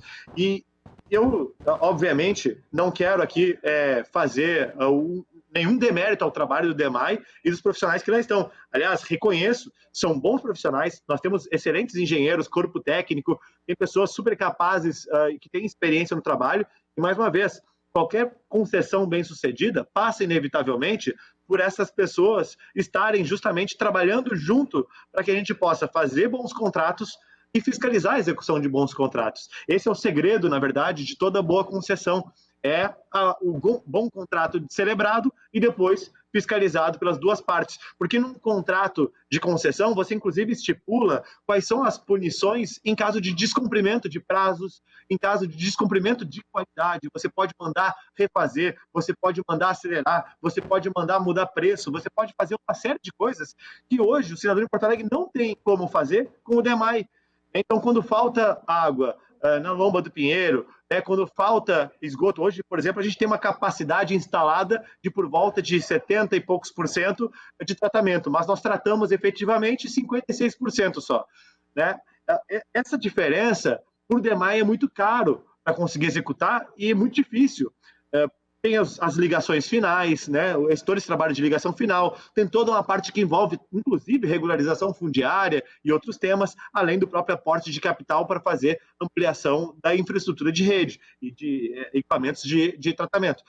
Hoje, um parceiro privado conseguiria ajudar a fazer esses investimentos e subcontratar parceiros para conseguir desempenhar isso. E o DEMAI poderia ser um agente fiscalizador desse processo, né? Hoje a prefeitura não consegue multar o DEMAI por não estar conseguindo avançar de maneira mais célere. Pelo contrário, via de regra, como o próprio Adinaldo nos confirma isso, via de regra a prefeitura inclusive atrapalha, porque a gestão política não é incomum de interferir no processo, porque ela justamente, por ser uma estatal, né, por ser sob controle da prefeitura, sob controle político, ela fica sujeita ao interesse político partidário e não ao interesse público. Adinaldo, dá para esperar tanto tempo assim? Dá para fazer um investimento vultuoso acima desse que o Camozat está falando para dar essa resposta que a cidade precisa? Como é que tu responde isso? Eu responderia que há condições realmente de fazer com recursos próprios, tá? Os dados que o vereador traz são do Plano Municipal de Saneamento Básico de 2015, que não pode ser confundido com um banco de projetos, né? É uma previsão, como é que eu vou dizer, uma previsão que pode ou não se realizar baseada no crescimento da cidade, que às vezes ele pode se direcionar para uma determinada direção ou outra. E há de se levar em consideração também aí que dentro desses valores existe muitos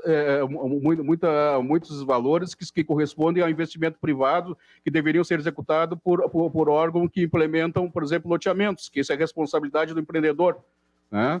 E, além do mais, é o seguinte, se for fazer obras desse vulto, nesse curto espaço de tempo, como está previsto, nesse estudo feito recentemente pela empresa de consultoria contratada pelo BNDES, né, de lançar 200 quilômetros de redes num ano, eu diria assim, ó, isso não faz, não tem como, isso é uma utopia. Só se tirar todos os veículos das ruas de Porto Alegre. Então, digamos assim, fazendo investimento dessa vulta em curto espaço de tempo, nós vamos trabalhar na ideia de uma universalização segundo o novo marco do saneamento. Isso realmente, nos próximos 10 anos, chegar no mínimo 90% do atendimento do esgoto, no mínimo, né? Mas o DEMAI hoje, pela sua programação, né, tem condições de passar desses 90%, podendo chegar até 95% nos próximos 10 anos. Isso aí é típico. E não vamos nos iludir, há 35 anos para uma empresa fazer saneamento, vale a pena correr todo esse risco de conceder uns trabalhos a esse tipo de serviço hoje, para que uma empresa explore esse saneamento, nós correndo todo o risco de que isso, tirando de uma empresa que hoje já provou a sua eficiência, para passar por uma empresa que não temos a garantia de que eles vão cumprir com as metas estabelecidas, porque o histórico já vivenciado por várias cidades no país e no mundo, né? Que, principalmente cidades grandes do porte de uma Paris, de uma Berlim, porque eles não atenderam às metas estabelecidas. E o realinhamento de tarifa, que fatalmente viria, porque não vai demorar muito, eles vão pedir readequação tarifária, porque não deu cumprir, porque houve o desequilíbrio, nós temos que solicitar o reequilíbrio financeiro do contrato, porque o dólar alterou tanto, né, que houve uma implicação diretamente dos nossos custos, aquelas coisas todas que a gente sabe, né? Então, na realidade, quem vai ser penalizado com a concessão dos serviços vai ser a população da cidade. Mexer, como eu disse, por isso que eu disse lá na minha fala inicial, não se mexe em time que está ganhando. Se o DEMAI está prestando bom serviço, não quer dizer que ele não possa melhorar em algumas atividades. Claro que pode, mas tem que levar em consideração esses problemas de falta d'água que aconteceram, justamente a essa ação direta, a ação política direta do prefeito anterior, sobre a autarquia, né? Que, digamos assim, fazendo com que ela ficasse engessada e não fizesse o aporte financeiro que deveria ter sido feito, os investimentos que deveriam ter sido feitos no momento adequado. Adinaldo, o ex-prefeito Marquesan, na época, ele disse que o DAMAI precisaria de 2,7 bilhões para fazer esses investimentos todos aí, e não teria esses recursos. Não, é aquilo que eu falei, eu acabei de falar, né? O Plano Municipal de Saneamento, né? Ele faz uma estimativa, né? de investimentos, aqueles valores que estão cortados, não quer dizer que eles sejam corretos, pode ser mais ou pode ser menos. Eles careciam, esse trabalho que foi feito na época pelos servidores do DEMAI, eles carecem de uma revalidação novamente, porque muitos serviços que estavam ali que constavam ali, já foram realizados. E hoje, na realidade, ele faz parte de todos os investimentos do DEMAI baseado nesse Plano Municipal de Saneamento. Então, ele carece de tempos em tempos ser reavaliado. Como eu disse, ele foi projetado considerando o crescimento da cidade em determinada direção, em determinadas áreas, em determinados vazios urbanos, que podem ou não se confirmarem. Né? Então, por isso que constantemente ele tem que ser reavaliado e recalibrado. Por exemplo, esse era o momento adequado para se fazer novamente a avaliação, para dizer se vai ser, se é esses 1,8 milhões de esgoto, né? ou se é menos, entendeu? Por isso que ele tem que ser constantemente ser avaliado. E esse era o momento, já que estavam pensando em fazer essa concessão, era o momento, a primeira coisa que teriam que fazer era uma avaliação do Plano Municipal de Saneamento para ver se ele está adequado à situação atual da cidade. Porque nós vivenciamos várias situações, né, inclusive com esse momento de pandemia, a cidade pode não estar crescendo como deveria estar crescendo para determinadas regiões. Calmosado. Eu acho que tem uma questão aí de refazer as estimativas e de atualizar. Eu acho que isso é bem positivo e eu concordo com ele. Não vejo problema nenhum de você fazer essas reestimativas, até porque se nós formos falar agora de entrar num processo de concessão, seria interessante justamente que se avaliasse, e imagino que naturalmente dentro do processo, para que uma empresa pudesse fazer essa oferta de valor, que ela pudesse fazer justamente, né, a sua proposta, ela precisaria ter esses valores atualizados. Então, quanto a isso, eu não divirjo. Agora, tem dois pontos da fala do Adinaldo que eu gostaria de fazer um destaque. O primeiro sobre a remunicipalização, e ele trouxe os exemplos de Paris, de Berlim, né, de algumas das cidades, que elas tinham concessões e voltaram a ser estatais porque não havia dado certo. Na verdade, nesses casos, né, todos esses casos que foram relatados, eles são casos onde venceu o prazo de concessão, então encerrou-se aquele horizonte de 20, 25, 30 anos, e foram concessões justamente voltadas para a universalização de tratamento. Ou seja, foi uma concessão de universalização da rede de infraestrutura e ela era finita, porque justamente não é uma privatização. Se fosse uma privatização, né, não haveria discussão de voltar ao município, porque sempre estaria sendo do município, permaneceria do município, só a gestão deixaria de ser privada em um certo momento, que foi o que aconteceu lá em Paris e Berlim. E nesse universo de tempo, onde foi concessão, foi justamente onde essas cidades conseguiram sair de uma situação de subdesenvolvimento, né, do ponto de vista sanitário, né, e de oferecimento de água para primeiro mundo. Né? Elas contaram com o investimento privado e os parceiros privados para conseguir fazer esse avanço que Porto Alegre também precisa. Então, nós discutirmos uma concessão para, no futuro, voltar a ter controle estatal, pode ser até uma hipótese. Pode ser uma hipótese. A questão é que nós temos hoje um problema que é flagrante, que nós temos 56% só de tratamento efetivo de esgoto, nós temos o serviço de água, ele é quase plenamente universalizado na cidade, mas as perdas são muito expressivas, né? E aí eu questiono quando a afirmação, né, de que o DEMAI está prestando um bom serviço e time que está jogando bem não se mexe. Eu questiono, realmente está? E aqui, de novo, nada contra os servidores que lá estão. Não acho, inclusive, que seja culpa dos servidores do DEMAI, bem pelo contrário. Eu acho que o problema é justamente o modelo de gestão que está imposto e as intervenções políticas, que são inerentes a esse sistema. Né? Ou seja, o DEMAI não desempenha bem porque é uma autarquia, não por conta das interferências políticas. As interferências políticas, elas são, na verdade, naturais a qualquer autarquia ou estatal. O anormal em uma autarquia ou em uma estatal é não haver interferência política. Esse é o anormal. O cenário de normalidade é haver. E quando a gente tem um percentual, 2019, de quase 33%, 32% de perdas na distribuição de água potável, né, isso é eu acho que bota bastante em xeque a afirmação de que está sendo prestado um bom serviço, de que está contento para o cidadão. Em nenhum país desenvolvido do mundo se tolera 30% de perda na distribuição. Aqui nós toleramos. Então, assim, eu acho que isso, para mim, é um sintoma de que poderemos ser muito melhores do que somos.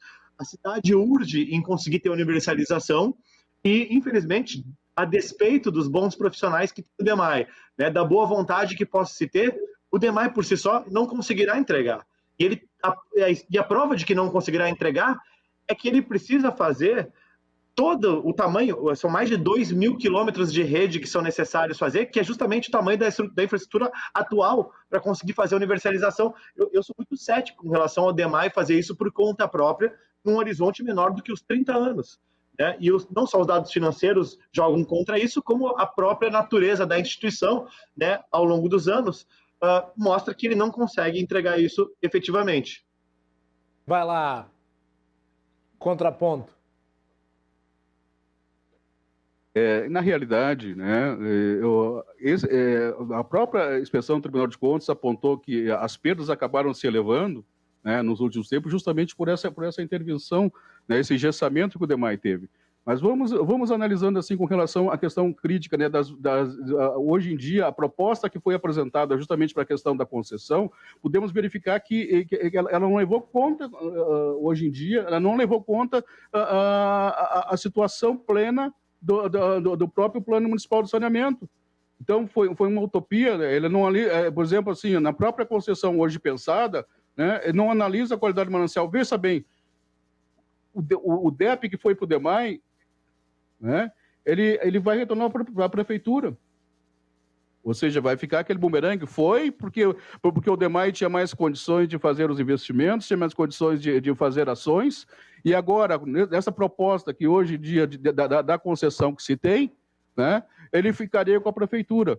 Olha só, olha o descalabro da situação, onde o DEMAI hoje conseguiu, né, o investimentos de fazer de 220 milhões para construir uma nova estação de tratamento de água na Zona Sul. Na proposta que está sendo posta hoje em dia da concessão, ele vai ceder essa ETA novinha para a empresa que, porventura, ganhar a licitação, e quem vai pagar esse empréstimo vai ser a prefeitura. Isso é inviável.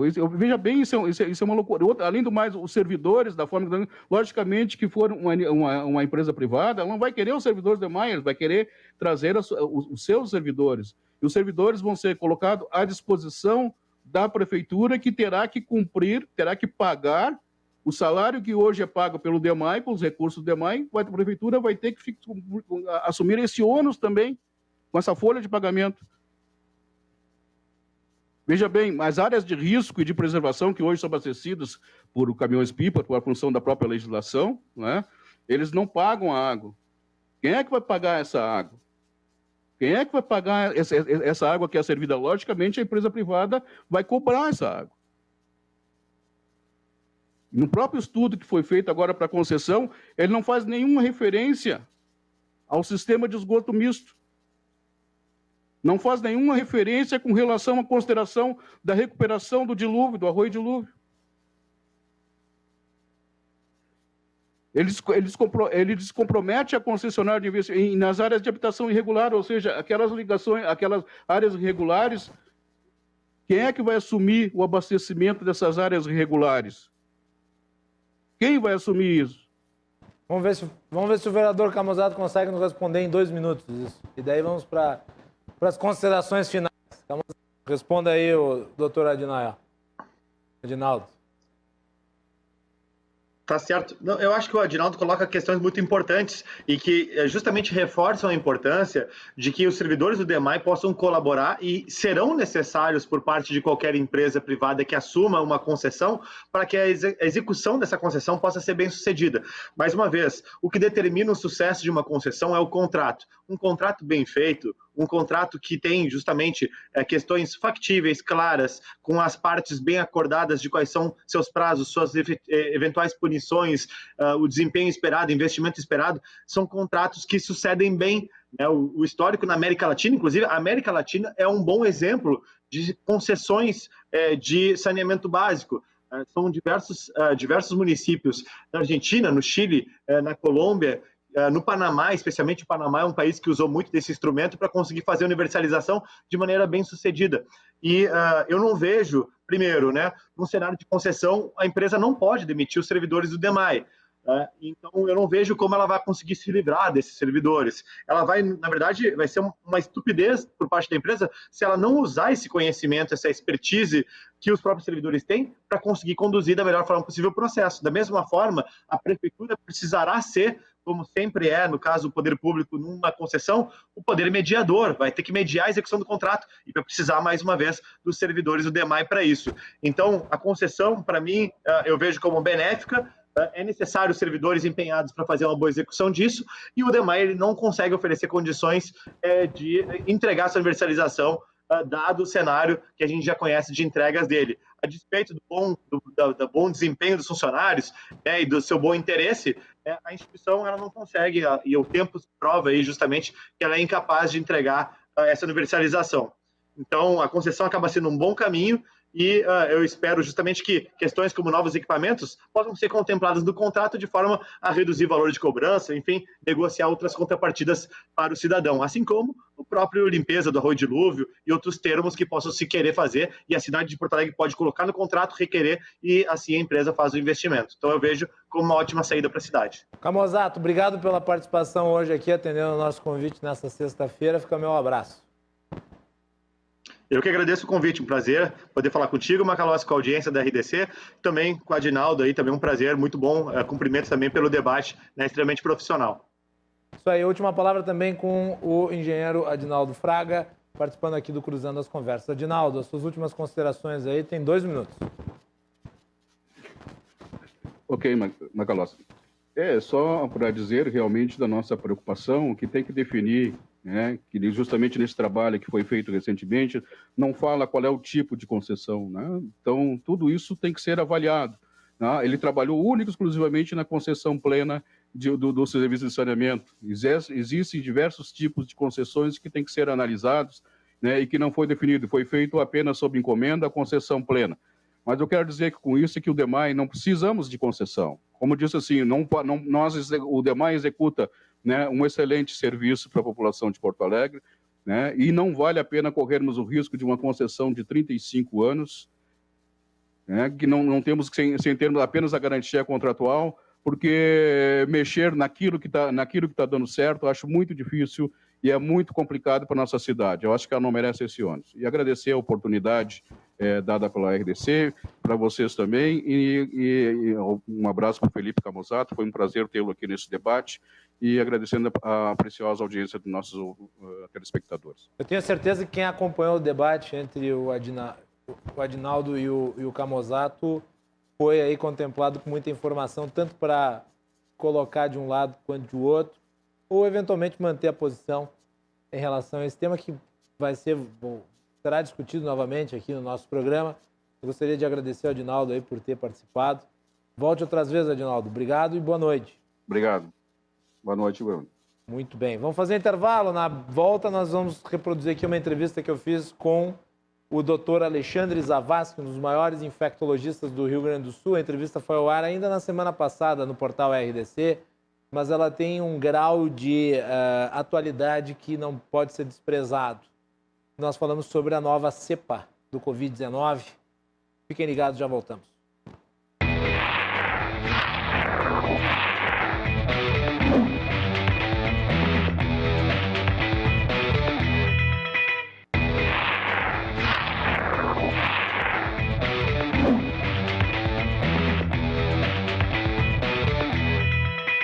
O bloco do Cruzando as Conversas de hoje, o nosso programa é um oferecimento da Associação dos Oficiais da Brigada Militar, defendendo quem protege você. E Colombo Eventos, cargas e fretes. Novamente aqui agradecer o presente do professor Marcos Quadros, que há de novo na Nova Direita, identitarismo europeu, trumpismo e bolsonarismo, prefácio do professor Fernando Schiller, está aqui. Um abraço, obrigado, professor. Vou ler com muito interesse, repetindo então aqui, recomendação também para o público. A editora é a EdPUC-RS. Editora da PUC, acredito eu. É isso aí, PUC-RS. EdPUC-RS.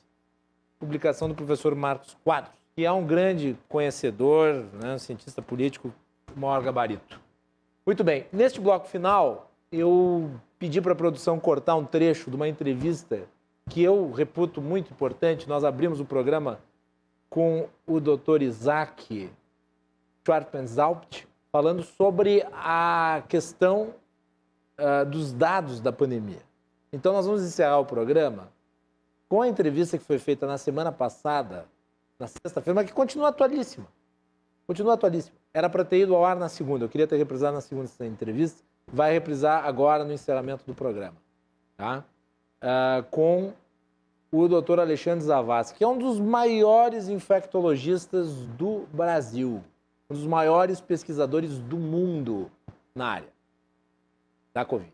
Não é palpiteiro.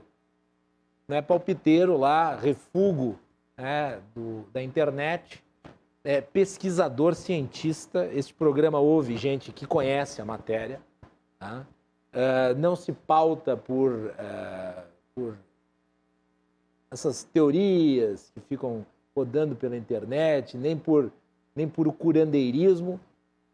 Alexandre Zavascki fala sobre a nova cepa da Covid, a P1, e o que está acontecendo nos hospitais. Eu recomendo que você que está assistindo o programa acompanhe esta entrevista que foi feita junto com o Cláudio Andrade e Yasmin Luz. Eu pedi para cortar a parte que fica eu, porque as perguntas relativas à nova cepa e à replicação viral são as que seguem a partir do momento em que eu interfiro na entrevista. Vamos lá. Doutor, gostaria de lhe agradecer por ter aceito o convite a participar do portal nesse momento de crise. Eu sei que o senhor está aí cheio de coisas para fazer, o que apenas valoriza ainda mais a sua participação. Eu quero lhe fazer uma pergunta sobre uma matéria que saiu no The Guardian, que é um dos principais jornais britânicos. The Guardian publica a análise de um neurocientista da Duke University, falando sobre como o Brasil, com o índice de contaminação descontrolado, pode se transformar num verdadeiro covidário, por assim dizer, permitindo o surgimento de múltiplas cepas ainda mais letais e contaminantes do coronavírus. Eu queria que o senhor tentasse explicar para o público como é que funciona a replicação de um vírus e por que deixá-lo solto, porque essa tese ela se tornou frequente no Brasil até aqui. Quer dizer, vamos deixar o vírus solto porque o vírus solto fará com que a população gere autoimunização. Mas não me parece ser o caso. Me parece que o vírus solto faz com que o vírus se torne cada vez mais forte. Eu queria que o senhor falasse sobre a replicação viral e qual é o risco hoje para o Brasil em permanecer com esse descontrole da pandemia. Certo. Infelizmente correram teorias completamente equivocadas. Né? Essa foi uma, de deixar o vírus solto, e realmente é o que nós continuamos fazendo, né, até agora. Eu vou tentar fazer, para as pessoas que estão vendo, uma analogia para entender como funciona a chance de aparecer uma mutação. Né? O vírus, ele é um micro-organismo, ele é um parasita da célula.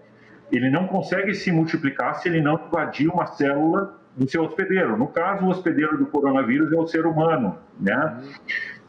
Então, ele precisa invadir uma célula e, usando o aparelho de copiar o RNA, ele tem um código material genético, ele usa o aparelho da célula para produzir mais vírus que vão invadir novas células que vão produzir mais cópias.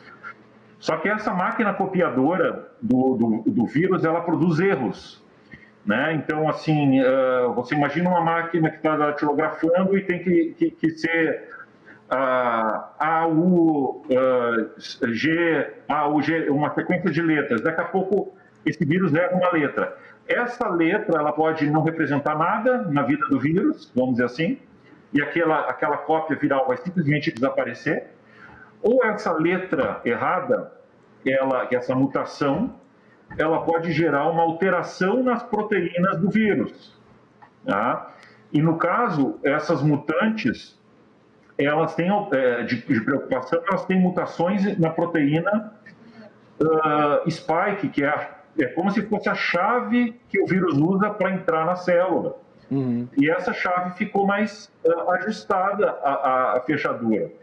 Então ela entra mais rápido. E às vezes essa célula também é o alvo das nossas defesas. Se ela muda, a defesa já não reconhece mais. Por que o vírus circulando vai desenfreadamente aumenta a chance de aparecer? Porque tudo é uma questão você tem milhares e milhões de cópias, né? Vai ter milhares e milhões de erros, eventualmente. Só que alguns desses erros vão desaparecer. Quanto mais cópias você tiver, mais chance de ter um erro que seja favorável ao vírus. É mais ou menos assim, ó. Pensa na loteria, né? Você tem que acertar os números de 100. Qual é a chance de alguém acertar na loteria? Se tem 5 pessoas jogarem, somente 5 pessoas jogarem, ou 5 milhões de pessoas jogarem? Né? Qual é o que vai daquela sequência de números exatos? Ou seja, é óbvio que com 5 milhões é mais certo que alguém vai tirar o prêmio do que se jogarem somente 5. Então, se você tem pouca multiplicação do vírus, pouco vírus circulando, a chance de aparecer um mutante favorável é muito pequena. Quando você transforma com isso na enésima potência, a chance é quase certa de aparecer uma mutação. Então, esse foi o nosso grande erro, continua sendo. O que vai acontecer? Como nós não temos vacinas, a gente vai ver o mundo, boa parte do mundo agora, tendo uma diminuição de hospitalizações, de casos, e nós vamos passar, muito provavelmente, a ser uma ameaça internacional, porque vamos justamente estar com circulação de mutantes que poderiam escapar daquela imunidade conferida pela vacina nos outros países. Aliás, doutor Zavascki, o primeiro efeito dessa característica do Brasil como pária na questão do controle do coronavírus já vai se verificar agora com o voo da comitiva brasileira para Israel atrás do spray milagroso, o Sorinam do Covid, que eles estão desenvolvendo lá, foi testado com 30 pessoas e já foi transformado em solução milagrosa para o Brasil, quando em Israel eles estão imunizando com a vacina da Pfizer mesmo. A delegação vai ter que ficar restrita a hotéis e missões oficiais, não vai poder transitar pelo país. Porque nós já somos vistos como risco, inclusive para a imunidade de rebanho atingida por quem está imunizando através da vacina. Exato. Assim, Macalossi, existe a grande chance da gente ficar isolado do mundo, de fecharem as fronteiras para o Brasil. Porque se P1 realmente disseminar por todo o Brasil, ninguém quer P1 nos seus países. Né? O Reino Unido tomou medidas seríssimas com a B1.1.7. Nós não estamos nem dando bola. Nós temos uma variante potencialmente mais grave do que a B1.1.7 e não estamos, nem se fala nisso. Agora começamos a falar, mas assim, em termos de ação de governo, não temos nada. O senhor acredita que... Hoje em dia, vou pegar esse exemplo aí, nós não precisamos ir para Israel para saber de uma medicação. A informação está em qualquer lugar, a documentação científica, qualquer um tem acesso. Não sei qual é a necessidade de ir até lá para saber o que aconteceu com 30 pacientes. Né? É uma coisa assim lamentável, tudo que está acontecendo. Doutor Zavascki, a B1 é uma das variantes, existem outras, existe uma da África do Sul e existe a britânica. E existem algumas pessoas estudando o índice de contaminação dessa doença entre as pessoas vacinadas. Como é que o senhor avalia isso? Me parece, acompanhando outros divulgadores científicos, me parece que lá na Grã-Bretanha, onde uma parte considerável da população já foi vacinada, mesmo as variantes estão sendo derrubadas pelas vacinas, mas não se sabe, por exemplo, qual que é o impacto em relação à Coronavac, que é a vacina que está sendo mais utilizada no Brasil. Como é que o senhor avalia isso? A proteção da vacina em relação a essas variantes que estão surgindo. Eu acho que duas coisas que a gente tem que ter um cuidado quando vai falar nesse assunto é que o fato de uma vacina eventualmente também perder um pouco da sua eficácia não quer dizer que ela não continue sendo útil. Perfeito. Tá? Porque a vacina pode conferir uma proteção que a gente chama de esterilizante, ou seja, o vírus não vai conseguir nem entrar na sua célula. Tá? Mas as vacinas ajudam também, e essa primeira fase de vacinas, é isso que a gente está avaliando, elas ajudam a evitar a doença, ou seja, o vírus continua, ele consegue entrar na sua célula, mas a vacina já induziu um corpo de defesa, né, já está pronta para se defender dessa invasão e não causar uma doença grave. Então, são duas coisas, né, diferentes.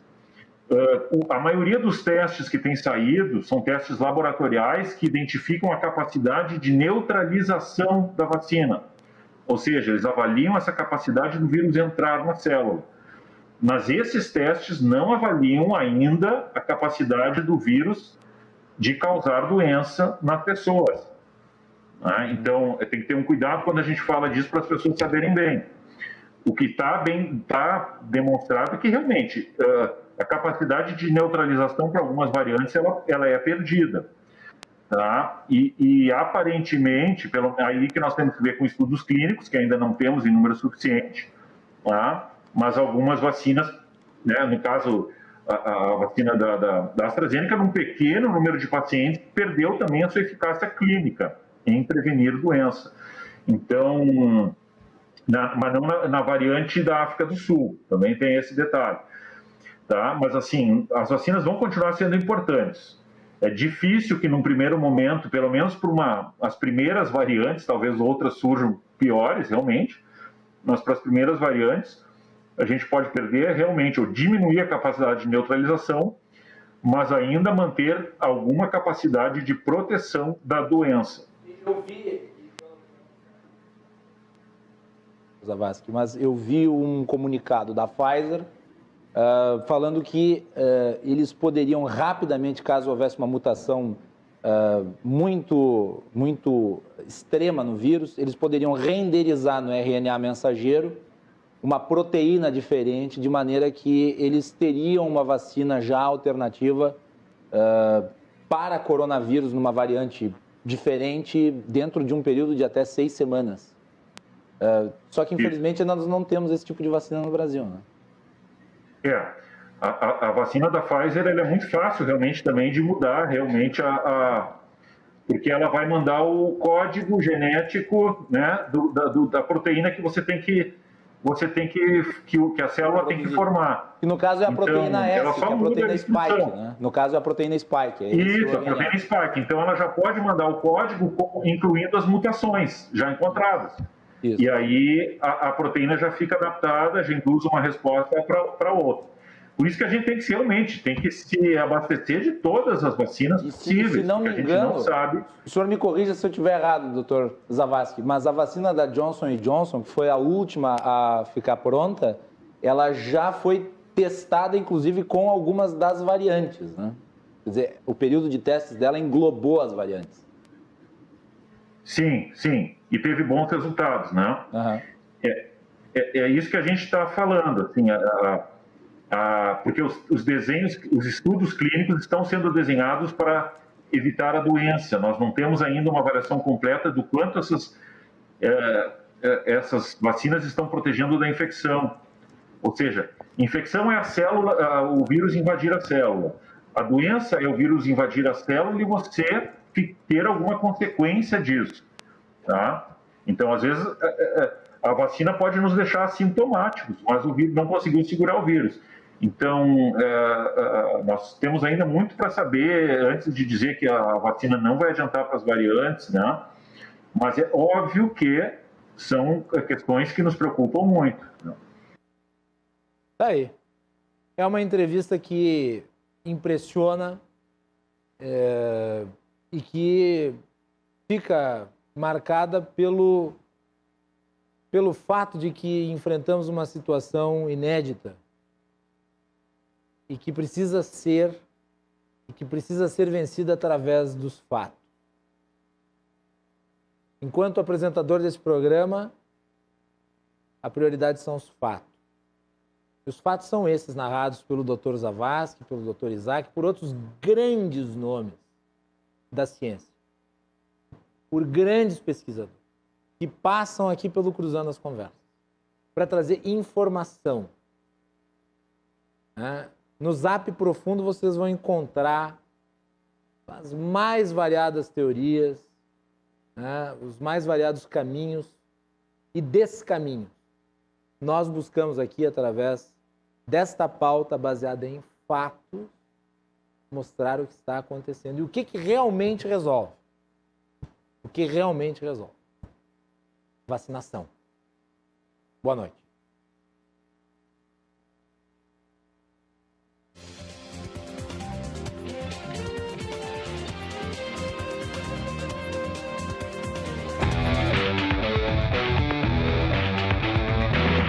Cruzando as Conversas. Oferecimento. Associação dos Oficiais da Brigada Militar. Defendendo quem protege você. E Colombo. Estruturas para eventos e também fretes e cargas.